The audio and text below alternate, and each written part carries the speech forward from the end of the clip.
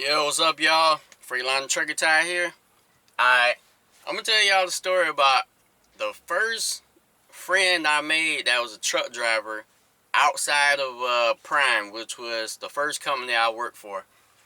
Okay, so he was with a company that got bought out by P&S Transportation, but they let him lease to own the truck he was in, so he was technically leased to own through them with the company they bought out.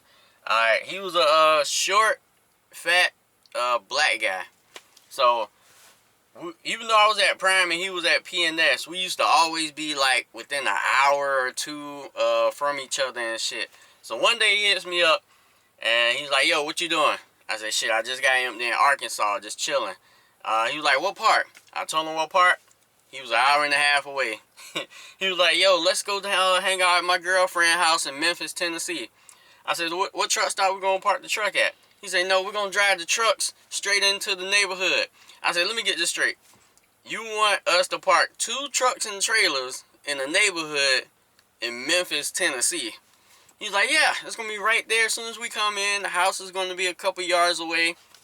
And I'm sitting here thinking, like, I've been to Memphis, Tennessee a couple times. Memphis, Tennessee is the fucking hood. It's the hood expanded into a whole fucking city.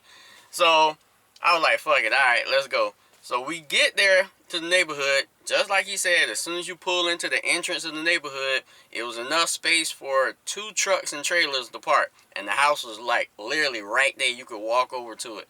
So they're having like a cookout or some shit at his girlfriend's house. It's like maybe 6, 7 friends and family members and shit.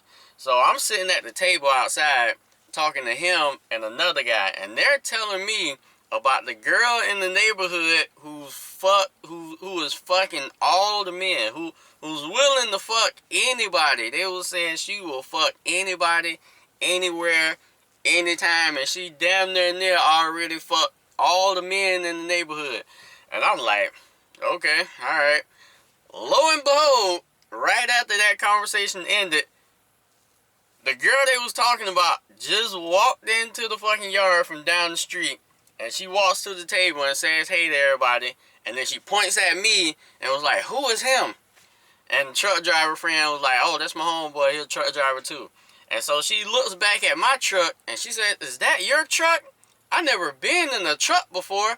And I'm sitting here thinking to myself, mad as hell, because they told me all this shit about her fucking all these dudes, but they failed to mention how ugly this bitch was. Bruh, this bitch looked like she just stepped out of a truck and banged 25 fucking football players and shit.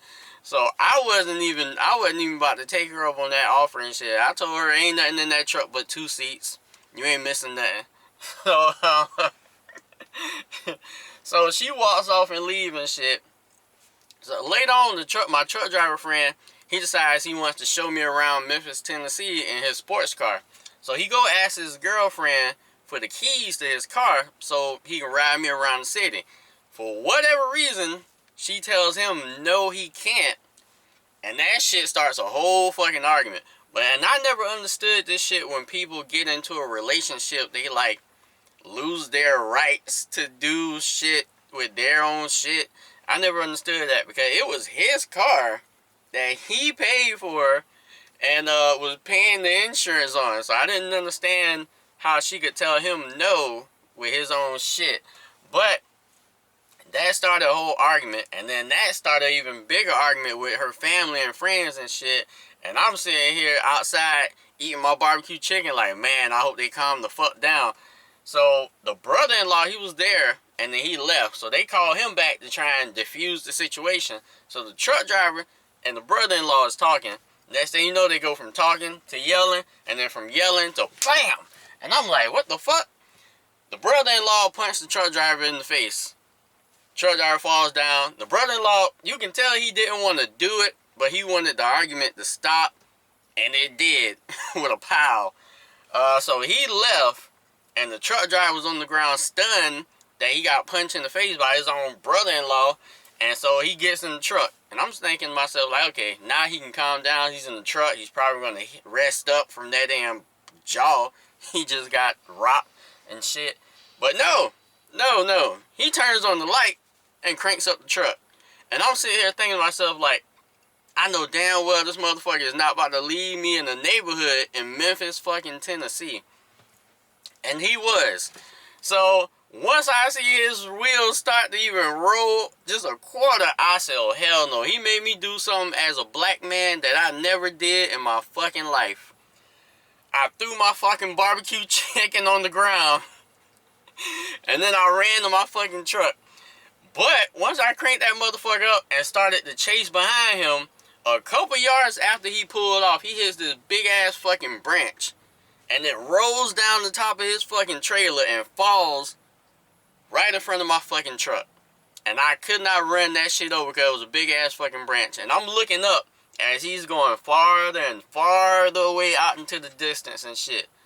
The women come out. They help me move the branch. And I'm like, yo, where the fuck did he go? Which way is he going? And they was like, we don't know. Whenever he leaves, he just leaves. We don't know which way he goes. And I'm sitting here thinking, like, the shit I hate the most just happened. Being lost in a neighborhood with a fucking truck and trailer in a badass city where you can get robbed and shit. So, I said, fuck it. I'm going to just drive slow and see if I can see whatever big ass street big enough to turn the truck and trailer down. Luckily for me, straight down the street to the right was a big ass parking lot, and that's where the fuck he was at. So I just pulled my truck beside his and went to sleep because it was like 1 a.m. in the fucking morning. In the morning, his ass knocking on my fucking truck. I get out. Hey man, what happened? He's like, oh man, I'm sorry man, I ain't mean to leave you, man, I was mad, this and that. I said, yo, if you was in the fucking military, we kick your ass out. You ain't supposed to leave nobody behind, especially in fucking Memphis, Tennessee and shit. So he apologized. That was the first time I hung out with him. In the next video, I'm going to tell you the second time I hung out with his ass. But, more of the story is, be careful who you hang out with and where you hang out with. The last thing you want to happen is the guy you went to a house or a house party with, and you don't know nobody else but him, and he gets in a fight and gets knocked the fuck out. Yeah, that's not a good feeling, because eventually people are going to start looking at you like, ain't you with him? Ain't you with him? No, and you don't want to be put in no positions like that and shit. But always remember, speed, time, distance, I'm out.